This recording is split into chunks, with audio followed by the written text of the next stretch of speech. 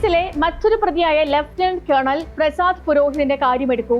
സ്ഫോടനം നടത്തിയെന്ന് ATS കണ്ടെത്തിയ അഭിനവ് ഭാരത് എന്ന സംഘടന സ്ഥാപിച്ചത് പ്രസാദ് പുരോഹിതാണ്.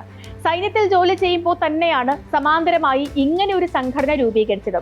ആലോചനാ യോഗങ്ങളിൽ മുതൽ പങ്കെടുത്ത പുരോഹിതാണ് ബോംബ് വയ്ക്കാൻ പരിശീലനം നൽകിയത്. എങ്ങനെ സ്ഫോടനം നടത്താമെന്ന് പഠിപ്പിച്ചതും പുരോഹിതാണെന്നാണ് ഹേമന്ത് കർക്കറയുടെ കുറ്റപത്രം. ഇന്ത്യക്ക് വേറെ ഭരണഘടനയും വേറെ പതാകയും വേണമെന്ന് പ്രഖ്യാപിച്ചു തുടങ്ങിയ സംഘടനയാണ് അഭിനവ് ഭാരത്. ഇന്ത്യയെ ഇസ്രയേലിൽ പോയിരുന്നു ഭരിക്കാൻ ഗവൺമെന്റ് ഇൻ എക്സൽ രൂപീകരിക്കാൻ ഒരുങ്ങുമ്പോഴാണ് കർക്കറെ പിടികൂടി ജയിലിലിട്ടത്.